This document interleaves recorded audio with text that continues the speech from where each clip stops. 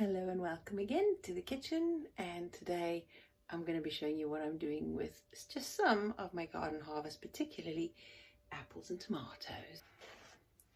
Mostly green. The cherry ones, isn't that just a gorgeous mix of colours? Unfortunately not due to variety, just variations of ripeness.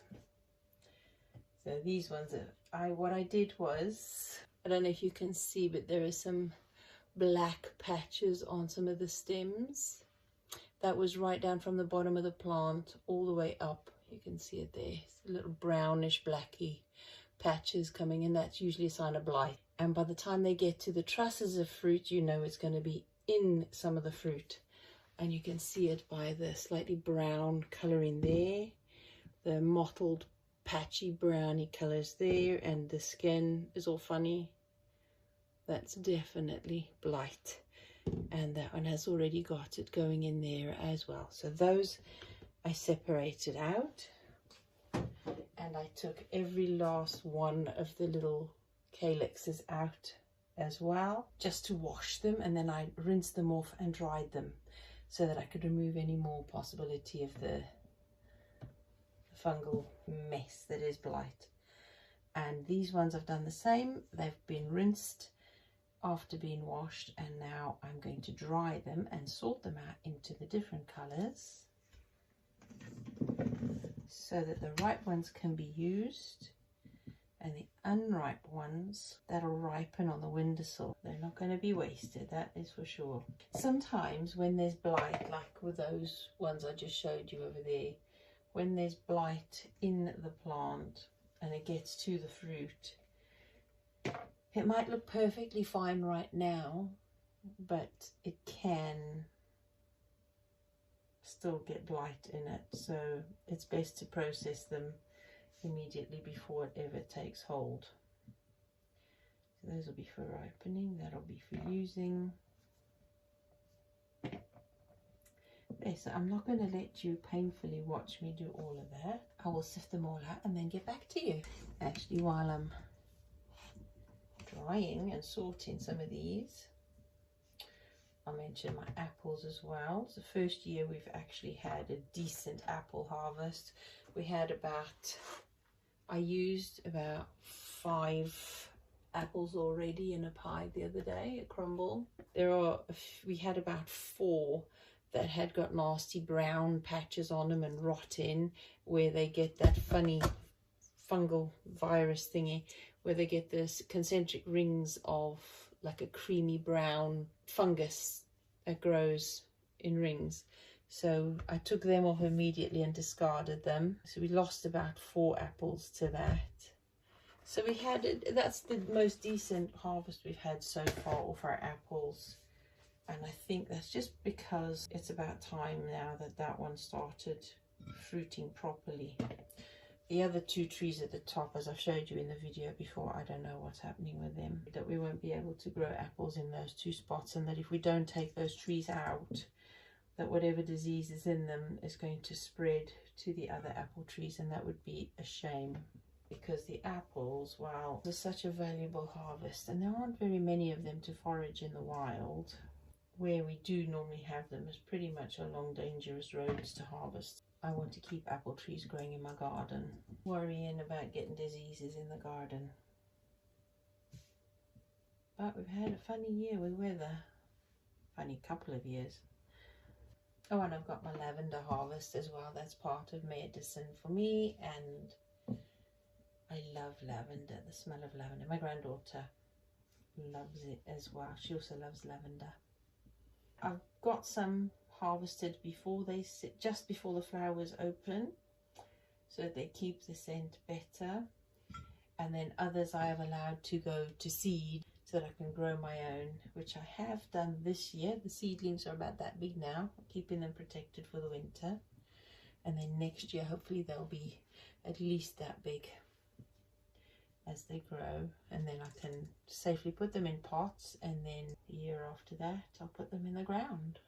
Make sure I stay on top of trimming and giving them a haircut every season to keep them going for longer, because normally lavender would last about, once it's at peak flowering, and size and shape, it tends to deteriorate after that and not be so pretty and gets leggy. But if you trim it and give it a good haircut at the right time, stay on top of harvesting, keeps them going for longer. And if they're in the right conditions, because they are a Mediterranean plant, so they like good drainage and sunshine. Well, it's not a bad harvest at all, really. Some to put in the fridge, some for ripening on the windowsill. I still have tomatoes from last year in the freezer, and they are still perfectly fine. Normally frozen things don't last more than 3 to 6 months.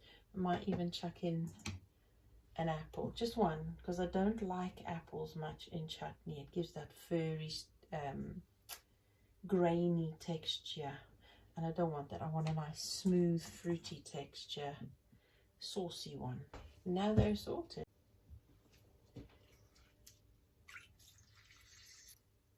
If you're wondering how I get time in between everything to do all this food production and storage, it's probably because writing, I can choose what time of day and when I write. When I'm working, I squeeze it in between the school runs, and I find that when I'm doing this stuff, there's no time for going out, so I'm actually saving money. Finding time, or making time, or choosing time, how I spend my time, and allowing myself to do these homemaking bits. I mean, I've been there. I've had the full-time job and young family and an allotment at the same time, and had to juggle everything, and no, nothing was perfect. I did not have a perfect home. I did not have everything prim, proper, in place, in order, and I did not have everything matching and looking like it belonged on a Pinterest post, and I still don't. I have a very real living, working home. I would love to decorate and design my home. I'm an interior designer in my head and in my heart, as well as a writer. I'm a creative person, so I would love to express that creativity in the way I decorate my home. But it just has to wait. There'll be a season for it. There is this time and a season for all things. And I have a season now and a time now, and I think it would be wasteful of me not to use these opportunities that I have to be able to do the things I've always wanted to do, which is homesteading. And if I have the opportunity, I'm taking it. See, there's some signs of codling moth there. Just cut it out. Look at that. And that is bitterpit, which is from irregular watering. And I expect with the scabby stuff everywhere, that's going to be the same. Nope, just the skin. Perfectly fine. I just had a thought, which is dangerous, I know. I have a problem with the grapes, and that just as they're starting to ripen really nicely, the birds are eating. They're just devouring all the grapes. So I better go and harvest them. I will squeeze them out for the juice to add to the apples. There you see. The birds are stripping them, and before they get ruined, so obviously they're tasty, but there's not much left. So I better harvest them now, quick. Right, there is my grape harvest. Take off all the good ones. They're not bad. Sharp, and they do have seeds in them. They're not seedless, but you know what, that's fine. It still tastes good. Do you know, I was wondering if I wanted to, that's why I'll always try and keep sugar in the store cupboard, because if I'm making vinegar, you just need a bit of a sugar. You need some sugar to feed the yeast. And yes, fruits have got sugar in them already, but I think you're supposed to still add sugar. So I wonder what would happen if suddenly there were no supply for sugar. Would we still be able to? I'm sure you'd still be able to ferment stuff. It might be more difficult to preserve some stuff, but then it's not the sugar that preserves, it's the acid. Sugar is already in the fruit. Because I'm trying to reduce the amount of sugar that I use. But if I'm making vinegar, and I use the vinegar mostly for disinfectant, but if I have a really tasty, good vinegar, I would use it in food, but I don't use vinegar much in food. I'm not a vinegar fan to eat or drink.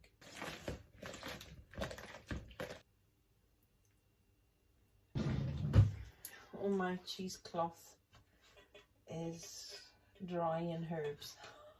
So use this cotton cloth a little bit at a time. It's a nice little pinky. Ooh, a pretty pink colour. That is what I'm going to use to cook the apples in. There you go. Smells grapey. It's odd. That will now go in the freezer. But that's the one thing about sticking stuff in the freezer, actually, fruit. And the benefit of having a nice big tall freezer. If I haven't got enough fruit for a batch of jam or whatever it is I'm making, then as I harvest the little bits, I can freeze them. And yes, you can make jam from frozen fruit. I remember that being told when I was in high school in home economics that no, you wanted to use only the best of fresh fruits, not frozen, because it affects the pectin levels. Whether that's true or not, I don't know.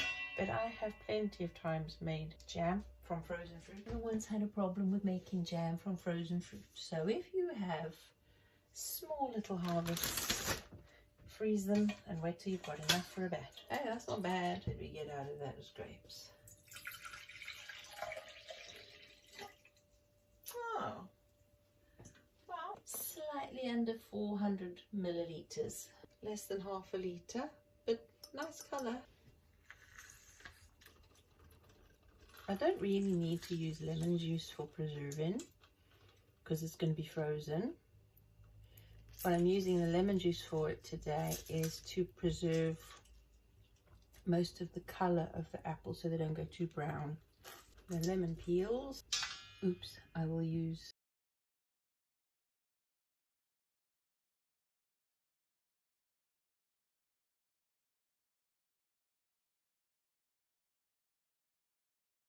back in the kitchen again to do the green tomato chutney. To go, the tomatoes took me more than an hour to chop because there's a load of them. It's got to be at least 2 kilos of green tomatoes, and I've got all the ingredients ready except for the apples because I'm going to grate them and I don't want them going brown.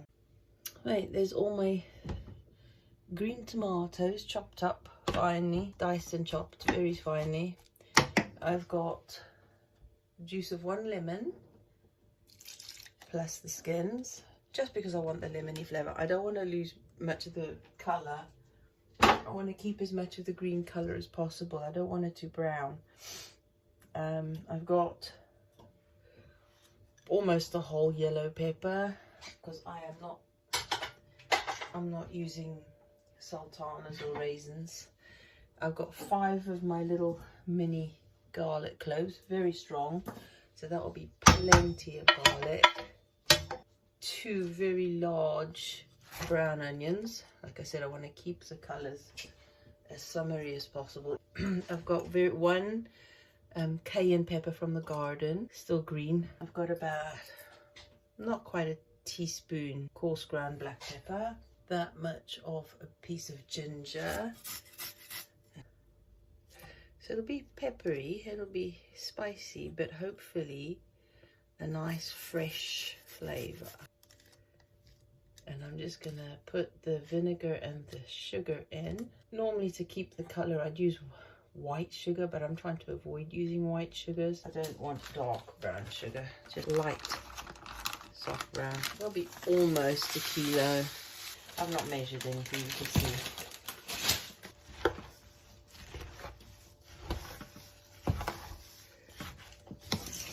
Smells good. Ooh, that smells nice. It's not even started yet. And there'll be a litre of vinegar, white vinegar, because I'm trying to keep the colour. I think my jam part is probably not very good anymore, and I say that because it's spitting out fluid between the top and the base. So I think if I only just cover the ingredients with some vinegar, I think that's enough. That's plenty because the tomatoes have got quite a bit of fluid in them. Let's get them apples in there as well. It's time to replace my jam pot. I have had it. Got to be late 1990s. Be time for a new one, and I do use it a lot. It is starting to, if I leave things for long, they're starting to burn them. It's all good. So I'm going to get this bubbling and boiling. While it's simmering, I'm going to turn it, as soon as it's boiling, I'm going to turn it down to simmer for as long as it takes to boil most of the fluid away until it's a thick, syrupy, jammy consistency, where if I scrape it, you'll see a clear line across the base of the pan. So that takes quite a long time. So I'll get back to you when that's done. And in the meantime, I'm going to clean and sterilize the jars and all the bottling equipment. And I'll be back with you soon for you. Ages for me. It's getting thicker now. Forgot how long making chutney takes, but it smells good. I've taken the lids out of the pot, turned them upside down to dry, but then I've used paper towel to clean, especially underneath the rim. And I'm not too worried about that because it's going to go on top of the chutney that's got a lot of vinegar in there and sugar and salt and that and lemon juice, so it's not going to be a problem. So as long as I get it all dry, because the water gets in underneath the rim there, and so does vinegar sometimes, and it will rust and it will corrode even with the plastic coating on the inside of the lid. And I do check and make sure it's not damaged. So they've been gently boiled and dried and they're ready now. These have all been in here steaming so that they're sterilized. It's now getting really nice and thick, and it's starting to stick, so it's getting much thicker. It's going to start burning if I don't get it sorted soon. So I think I'm not going to get it much thicker than that, but it's not quite thick enough like I'd usually like it. But I think that'll make a good chutney as it is. It did go brown after all. Oh, I forgot to mention as well that I put in one tuft of seeds from the dill seeds in there when I started it as well. That's from the garden as well, so there's quite a few garden ingredients in there from our own garden. I think I'm going to start bottling this up now. The jars are ready. I've got the lids in order in the same place as the jars, so they're ready to just go in. Jars upside down? No, they're going in the oven.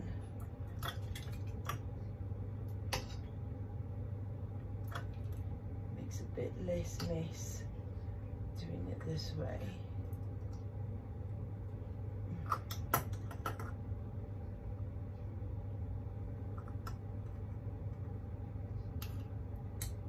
Just to the neck.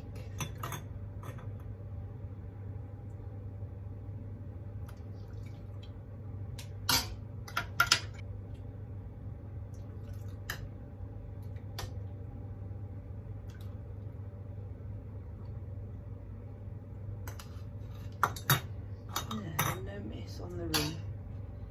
That's nice. That's how I like to do it. Yeah, I didn't quite put through in there. That one's about 1.5.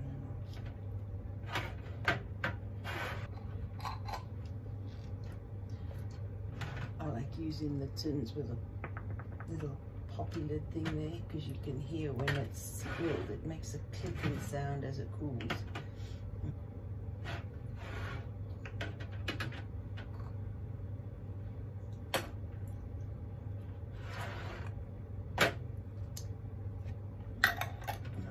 It's almost 10 jars.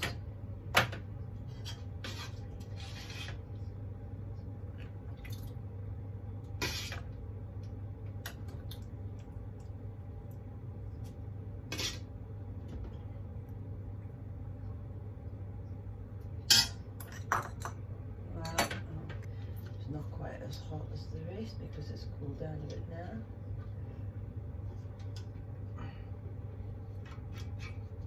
It's going back in the oven. Here we go.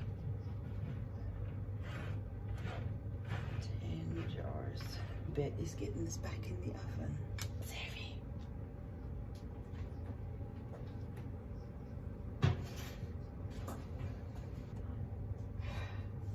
So in about 15-20 minutes, I'll turn the oven off.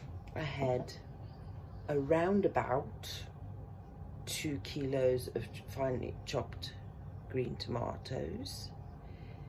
I had 1 tuft of seeds. I just took the seeds off of a dill flower head. I had about a teaspoon of the pink Himalayan sea salt. I had about 5 garlic cloves of my small ones, so 3 normal sized ones would do. Almost a litre, so it's around about 700 mils of white vinegar, around about 800 grams of sugar. What else was there? The vinegar, the sugar. There was around about a teaspoon of coarse ground black pepper, juice of 1 lemon, and the skins, which I took out as soon as it started boiling properly. After about 2 minutes, I took it out. I didn't. Oh, the small green cayenne pepper chili, and the ginger. What else? I think that was about it. Oh, and the 3 small apples from the garden. Oh, and about a half a yellow pepper. That was it. Got that all boiling, simmering, and stirred it regularly, keeping an eye on it, because at one point it almost started burning and sticking, so you've got to stir it regularly. You've got to come and stir it and turn the heat down a little. It takes around about 3 hours to evaporate. When I used a normal jam pot, to evaporate to just over half the volume of what it started with.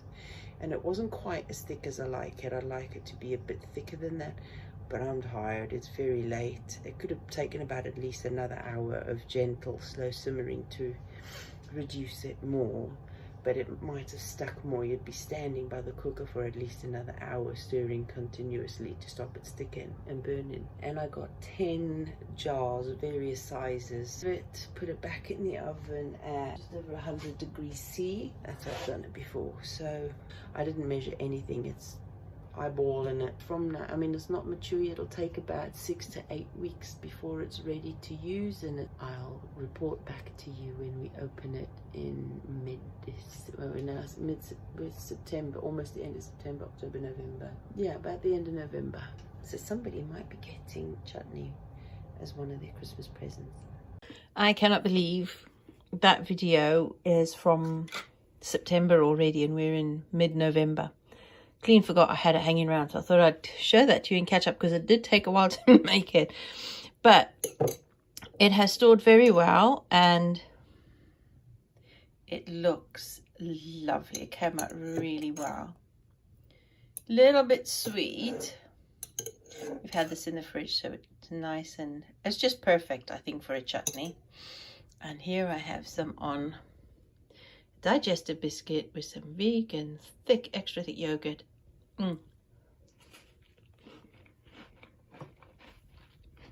Delish. Absolutely delicious. Very good. And this is, I just labeled it with some masking tape with what it is and the date. 18th of September. Wow, 2 months already. Well, there you go. And I'm going to look forward to some of that tonight, because I'm going to make some black bean balls to go with some veggies.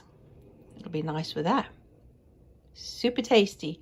So there you go. Not wasting any harvest from the garden, although I will be finding other ways of preserving green tomatoes, because I'm not so keen on the time it takes in the process for chutney. But it's good. I mean, 10 jars is a whole year's worth of chutney for us, so that's a whole year's chutney sorted. If I get more again next year, I will definitely be pickling some in the same way that I pickle cucumbers. I'll see how that works. I'll let you know how that gets on next year, so stay tuned. There'll be a lot more in between now and then. I've seen so many different recipes. I'm sure you can come up with your own. It's all according to taste. If you're familiar with making chutneys, then you can tweak the recipe yourself. If you're new to making chutneys, I suggest you find a recipe and stick to it until you're accustomed to making it, and you learn how to alter the flavors and quantities according to your taste, and observing all the safety rules, which is very important. I did make one little mistake in that I let it cool off too slowly, some of the jars, and they didn't seal properly. So I had to reheat and seal them again. So I think it's straight from the heat out to let it cool quickly. And that's when the seal happens, as you hear it click in. The lids click. Let me know if you've made chutneys, what you've made, and if you've enjoyed it, and any tricky bits you found. Let me know if you've overcome tricky little situations, and any problems you've had. I might be able to address those in future videos. Thanks, folks. Take care. Bye-bye.